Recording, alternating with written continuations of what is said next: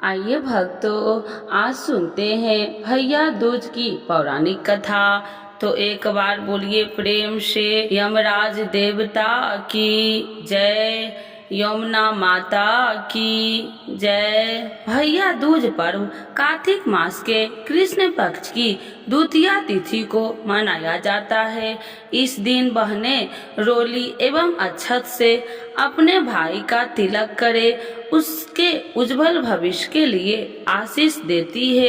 भैया दूज की पौराणिक कथा के अनुसार भैया दूज के संबंध में पौराणिक कथा इस प्रकार से है। सूर्य की पत्नी संज्ञा से 2 संतानें थी, पुत्र यमराज तथा पुत्री यमुना। संज्ञा सूर्य का तेज सहन न कर पाने के कारण अपनी छाया मूर्ति का निर्माण कर उन्हें ही अपने पुत्र पुत्री को सौंपकर वहां से चली गई। छाया को यम और यमुना से अत्यधिक तो नहीं था, किंतु यमुना अपने भाई यमराज से बड़ा स्नेह करती थी। यमुना अपने भाई यमराज के यहाँ प्रायः जाती और उनके सुख दुख की बातें पूछा करती थी तथा यमुना यमराज को अपने घर पर आने के लिए भी आमंत्रित करती, किंतु व्यवस्था तथा अत्यधिक दायित्व के कारण वे उसके घर न जाते थे। एक बार कार्तिक शुक्ल पक्ष द्वितीया को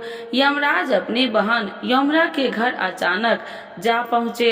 बहन के घर जाते समय यमराज नरक में निवास करने वाले जीवों को मुक्त कर दिया। बहन यमुना ने अपने सहोदर भाई का बड़ा आदर सत्कार किया, विधिवत व्यंजन बनाकर उन्हें भोजन करवाया तथा भाल पर तिलक लगाया। जब वे वहां से चलने लगे तब उन्होंने यमुना से कोई भी मनोवांछित वर मांगने का अनुरोध किया। यमुना के उनके आग्रह को देखकर कहा, भैया यदि आप मुझे वर देना ही चाहते हैं तो यही वर दीजिए कि आज के दिन प्रति वर्ष आप मेरे यहाँ आया करेंगे और मेरा आतिथ्य स्वीकार किया करेंगे। इसी प्रकार से जो भाई अपनी बहन के घर जाकर उसका आतिथ्य स्वीकार करे तथा इस दिन जो बहन अपने भाई को टीका करके भोजन खिलाए, उसे आपका भय न रहे। इसी के साथ उन्होंने यह भी वरदान दिया कि यदि इस दिन भाई बहन यमुना नदी में डुबकी लगाए तो वे यमराज के प्रकोप से बचे रहेंगे। यमुना की प्रार्थना को यमराज ने स्वीकार कर लिया। तभी से बहन भाई का यह त्योहार मनाया जाने लगा। भैया दूज त्योहार का मुख्य उद्देश्य भाई बहन के मध्य सद्भावना तथा एक दूसरे के प्रति निष्ठ कपट प्रेम को प्रोत्साहित करता है।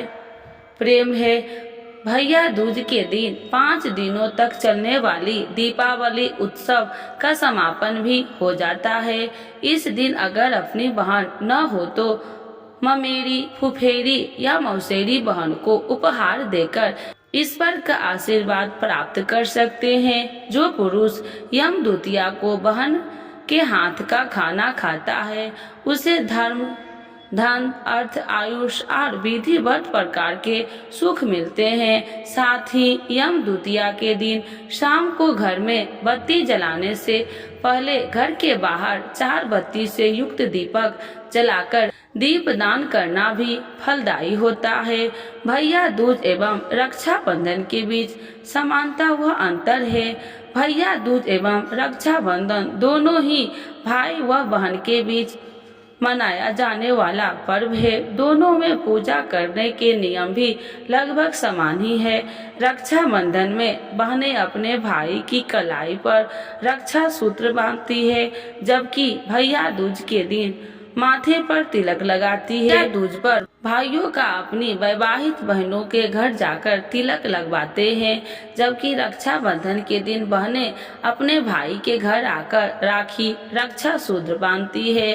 तो एक बार बोलिए प्रेम से यमराज देवता की जय, यमुना माता की जय। अब आइए सुनते हैं चित्रगुप्त की कथा। यम द्वितीया, कार्तिक द्वितीया अथवा भैया दूज पर, यम द्वितीया, कार्तिक द्वितीया अथवा भैया दूज पर श्री चित्रगुप्त जी की सुनी जाने वाली पौराणिक कथा पूजन एवं विधि। एक बार युधिष्ठिर भीष्म जी से बोले, हे पितामह, आपकी कृपा से मैंने धर्म शास्त्र सुने, परंतु यम द्वितीया का क्या पुण्य है, क्या फल है, यह मैं सुनना चाहता हूँ। आप कृपा करके मुझे विस्तार पूर्वक कहिए। भीष्म जी बोले, तूने अच्छी बात पूछी है, मैं उस उत्तम व्रत को विस्तार पूर्वक बताता हूँ। कार्तिक मास के उजले चैत्र के अंधेरे की पक्ष जो द्वितीया होती है वह यम द्वितीया कहलाती है। युधिष्ठिर जी ने बोले, उस कार्तिक के उजले पक्ष की द्वितीया में किसका पूजन करना चाहिए और चैत्र महीने में यह व्रत कैसे हो, इसमें किसका पूजन करे। भीष्म जी बोले, हे युधिष्ठिर, पुराण संबंधित कथा कहता हूँ, इसमें संशय नहीं है कि इस कथा को सुनकर प्राणी सब पापों से छूट जाता है। सतयुग में नारायण भगवान से, जिनकी नाभि में कमल है, उससे 4 मुंह वाले ब्रह्मा जी उत्पन्न हुए, जिनसे वेद वेता भगवान के चारों वेद कहे। नारायण बोले, हे ब्रह्मा जी, आप सबकी तिर्य अवस्था रूप और योगिनियों की गति हो, मेरी आज्ञा से संपूर्ण जगत को शीघ्र रचो। हरि के ऐसे वचन सुनकर हर्ष से पुलकित हुए ब्रह्मा जी ने मुख से ब्राह्मणों को, बहुओं से क्षत्रियों को, जंगाओं से वैश्य को और पैरों से शूद्र को उत्पन्न किया। उनके पीछे देव, गंधर्व, दानव, राक्षस, सर्प, नाग, जल के जीव, स्थल के जीव, नदी, पर्वत और वृक्ष आदि को पैदा कर मनु जी को पैदा किया। इनके बाद दक्ष प्रजापति को पैदा किया और तब उनसे आगे और सृष्टि उत्पन्न करने को कहा। दक्ष प्रजापति से 60 कन्याएं उत्पन्न हुई, जिनमें से 10 धर्मराज को, 13 कश्यप को, 27 चंद्रमा को दी। कश्यपति जी से देव, दानव, राक्षस, इनके सिवाय और भी गंधर्व, पिशाच, गौ और पक्षियों की जाति पैदा हुई। धर्मराज को धर्म प्रधान जानकर सबके पितामह ब्रह्मा जी ने उन्हें सब लोकों का अधिकार दिया और धर्मराज से कहा कि तुम आलस त्याग कर काम करो। जीवों ने जैसे जैसे शुभ व अशुभ कर्म फल दिए हैं, उसी प्रकार न्याय पूर्वक वेद शास्त्र एवं कही विधि के अनुसार कर्ता को कर्म का फल दो और सदा ही मेरी आज्ञा का पालन करो। ब्रह्मा जी की आज्ञा सुनकर बुद्धिमान धर्मराज ने हाथ जोड़कर सबके परम पूज्य ब्रह्मा जी को कहा, हे प्रभु, मैं आपका सेवक निवेदन करता हूँ कि इस सारे जगत के कर्मों का विभाग पूर्वक फल देने की जो आपने मुझे आज्ञा दी है वह एक महान कर्म है। आपकी आज्ञा शिरोधार कर मैं यह काम करूँगा, जिसके कि कर्ताओं को फल मिलेगा। परंतु पूरी सृष्टि में जीव और उनके देवी अनंत है। देश काल, ज्ञात अज्ञात आदि वेदों से कर्म भी अनंत है। उनमें कर्ता ने कितने किए, कितने भाग्य, कितने शेष है और कैसा उनका भोग है, तथा इन कर्मों के भी मुख्य व गणों वेद से अनेक हो जाते हैं। एवं कर्ता कैसे किया, स्वयं किया या दूसरे की प्रेरणा से किया, आदि कर्म चक्र महागहन है। अतः मैं अकेला किस प्रकार इस भार को उठा सकूंगा, इसीलिए मुझे कोई ऐसा सहायक दीजिए जो धार्मिक, न्याय, बुद्धिमान, शीघ्रकारी, लेख कर्मे, विज्ञ, चमत्कारी, तपस्वी, महान निष्ठा और वेद शास्त्र का ज्ञाता हो। धर्मराज के इस प्रकार प्रार्थना पूर्वक किए हुए कथन को विधाता सत्य जान मन में प्रश्न हुए और यमराज का मनोरथ पूर्ण करने की चिंता करने लगे कि उक्त सब गुणों वाला ज्ञानी लेखक पुरुषों होना चाहिए। उसके बिना धर्मराज का मनोरथ पूर्ण न होगा। तब ब्रह्मा जी ने कहा, हे धर्मराज, तुम्हारे अधिकार में मैं सहायता करूंगा। इतना कह ब्रह्मा जी ध्यान मग्न हो गए। उसी अवस्था में उन्होंने 1000 वर्ष तक तपस्या की। जब समाधि खुली तब अपने सामने श्याम रंग, कमल नयन, शंख की सी गर्दन, कूट सिर, चंद्रमा के समान मुख वाले कमल दबात और पानी हाथ में लिए हुए महाबुद्धि देवताओं का मान बढ़ाने वाला धर्म के विचार में परवीन लेखक कर्म और महा चतुर पुरुष को देख उसमें पूछा कि तू कौन है। तब उसने कहा, हे प्रभु, मैं माता पिता को तो नहीं जानता हूँ, किंतु आपके शरीर से प्रकट हुआ हूँ, इसीलिए मेरा नामकरण कीजिए और कहिए कि मैं क्या करूँ।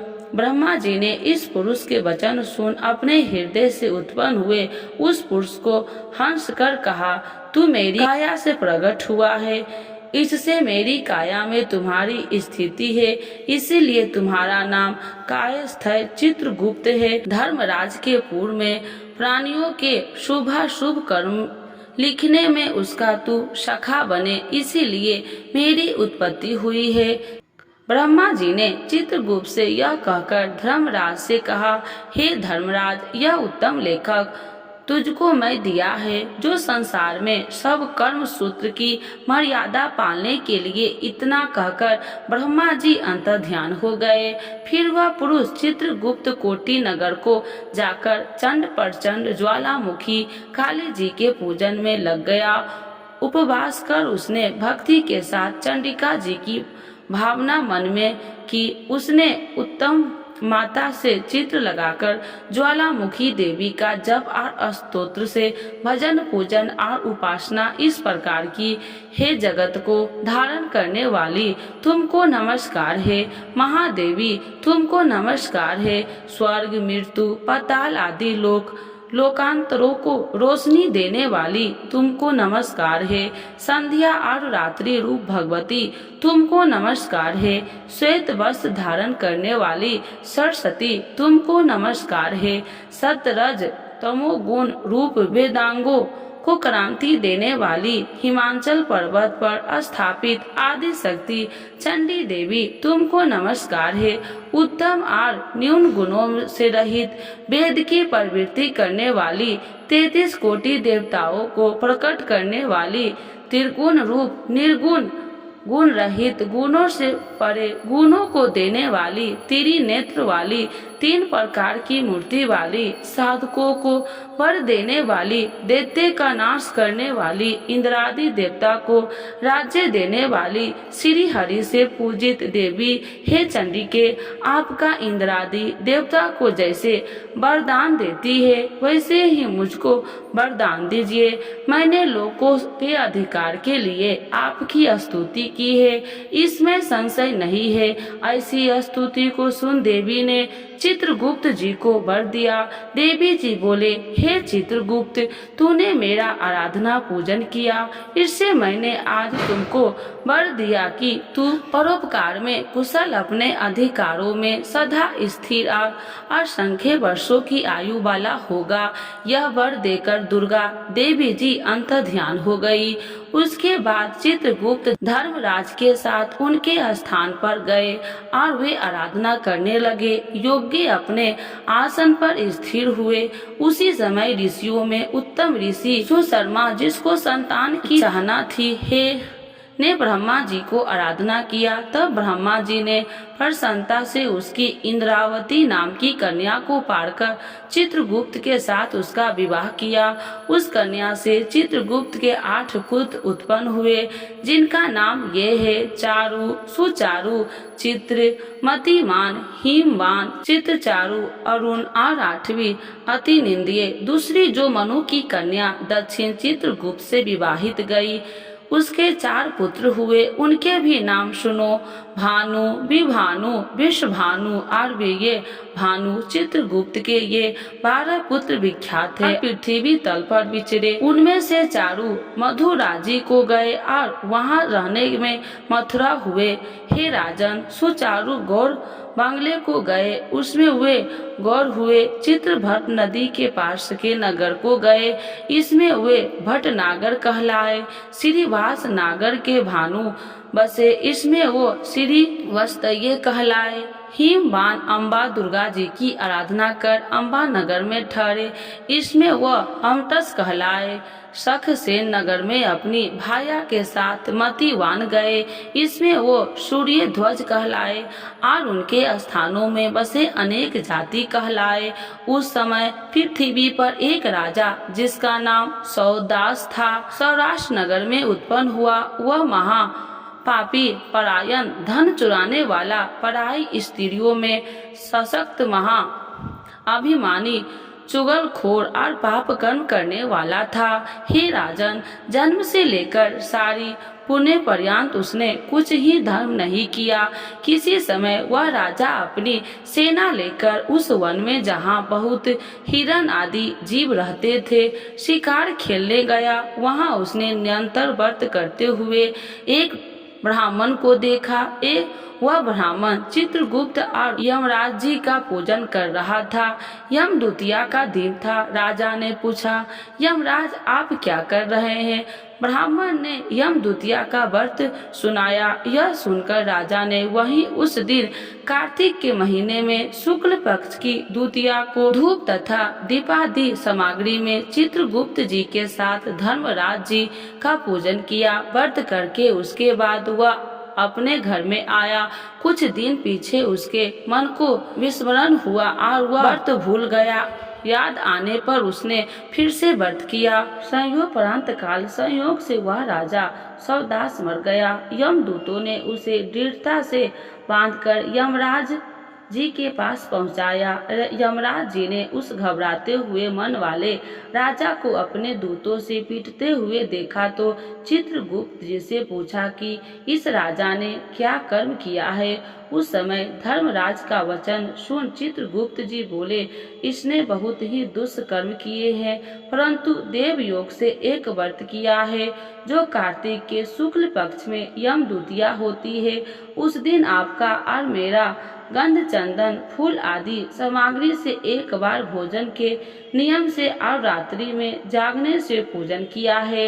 हे देव, हे यमराज, इस कारण से यह राजा नरक में डालने योग्य नहीं है। चित्रगुप्त जी के ऐसा कहने से धर्मराज जी ने उसे छोड़ दिया और वह इस यम द्वितीया के व्रत के प्रभाव से उत्तम गति को प्राप्त हुआ।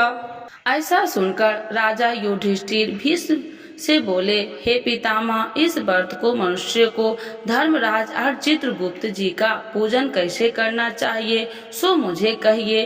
भीष्म जी बोले, यम द्वितीया के विधान को सुनो। एक पवित्र स्थान पर धर्मराज और चित्रगुप्त जी की मूर्ति बनाए और उनकी पूजा की कल्पना करे। वहाँ उन दोनों की प्रतिष्ठा कर 16 प्रकार व 5 प्रकार की सामग्री से श्रद्धा भक्ति युक्त नाना प्रकार के पकवानों, लड्डुओं, फल फूल, पान तथा दक्षिणादि सामग्रियों से धर्मराज जी और चित्रगुप्त जी का पूजन करना चाहिए। पीछे बारंबार नमस्कार करे। हे धर्मराज जी, आपको नमस्कार है। हे चित्रगुप्त जी, आपको नमस्कार है। पुत्र दीजिए, धन दीजिए, सब मनोरथ को पूर्ण कर दीजिए। इस प्रकार चित्रगुप्त जी के साथ श्री धर्मराज जी का पूजन कर विधि से दवात और कलम की पूजा करे। चंदन, कपूर, अगर और नैवेद्य, पान, दक्षिणादि सामग्रियों से पूजन करे और कथा सुने। बहन के घर भोजन कर उसके लिए धन आदि पदार्थ दे। इस प्रकार भक्ति के साथ यम द्वितीया का व्रत करने वाले पुत्र से युक्त होता है और मनोवांछित फलों को प्राप्त करता है। तो एक बार बोलिए प्रेम से, चित्रगुप्त महाराज जी की जय, यमराज जी की जय, यमुना माता की जय। आइए भक्तों, आज सुनते हैं भाई दूज 2 या 3 नवंबर। नोट कर ले सही तिथि, शुभ मुहूर्त और महत्व। भैया दूज के साथ 5 दिवसीय दीपो उत्सव की शुरुआत होती है। इस पर्व को यम द्वितीया के नाम से भी जाना जाता है। इस दिन कारोबार साधक चित्रगुप्त जी की पूजा करते हैं। हिंदू धार्मिक पौराणिक कथाओं के अनुसार भैया दूज का पर्व यमराज और उनकी बहन के अटूट प्रेम का प्रतीक है। प्रतिवर्ष कार्तिक माह के शुक्ल पक्ष की द्वितीया तिथि को यम द्वितीया यानी भैया दूज मनाई जाती है, जिसे स्नेह, सौदाई व प्रेम का प्रतीक माना गया है। अब आइए जानते हैं भैया दूज 2024 में कब है। इस वर्ष कार्तिक माह के शुक्ल पक्ष की द्वितीया तिथि 2 नवंबर 2024 रात्रि 8:21 से प्रारंभ होगी। वही इसका समापन 3 नवंबर 2024 रात्रि 10:05 पर होगा।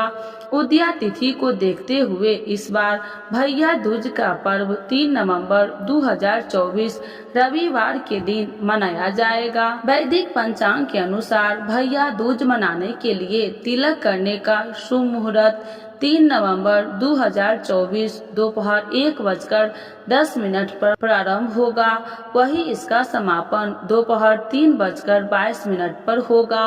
इस 2 घंटे 12 मिनट की अवधि में बहनें अपने भाई को तिलक कर सकती है। पौराणिक कथा के अनुसार कार्तिक माह की शुक्ल पक्ष द्वितीया तिथि पर यमराज अपनी बहन यमुना के घर गए थे। बहन ने अपने भाई का बड़ा आदर सत्कार किया, जिससे यम खुश हुए और बहन को वरदान दिया कि जो भी साधक कार्तिक माह की शुक्ल पक्ष द्वितीया तिथि पर यमुना में स्नान कर यम पूजा करेगा और इस शुभ मुहूर्त में बहन से तिलक करवाएगा, उसे मृत्यु के पश्चात यमलोक नहीं जाना पड़ेगा। भैया दूज पर करे आसान उपाय, घर में आएगी खुशहाली। पहला, भैया दूज के दिन बहनें भाई के साथ यमुना नदी में स्नान करें, जिससे घर में खुशहाली आएगी और भाई के साथ आपका रिश्ता और भी मजबूत होगा। भैया दूज के दिन भाई को बहन के घर जरूर जाना चाहिए और बहन अपने भाई को तिलक लगाकर खाना खिलाकर स्वागत करना चाहिए। ऐसा करने से दोनों के जीवन में खुशहाली बनी रहती है। इस दिन तिलक करते समय बहनें गंगा पूजे, यमुना को यमी पूजे, यमराज को सुभद्रा पूजे, कृष्ण को गंगा यमुना नीर बहे, मेरे भैया की आयु बढ़े का जाप करना चाहिए। इसे बेहद शुभ माना जाता है। भैया दूज के दिन बहनों को यमराज के नाम से चौमुखी दीपक जलाकर घर के बाहर रखना चाहिए। इससे भैया की आयु बढ़ती है। भैया दूज के दिन किसी गरीब या जरूरतमंद को खाना खिलाना चाहिए। ऐसा करने से भैया की आयु बढ़ती है और घर में खुशहाली आती है। भैया दूज पर पूजा करने के लिए सबसे पहले आटा के चौक बनाए। इसके बाद भैया को इस चौके पर पूर्व की ओर मुंह करके बैठाए और भाई के सिर पर फूल, पान, सुपारी और पैसा रखकर माथे पर तिलक करे। इसके बाद तिलक लगाने के बाद भैया के हाथों में कलावा बांधे और हमेशा रक्षा करने का संकल्प ले। इससे भाई बहन का प्यार बरकरार रहता है।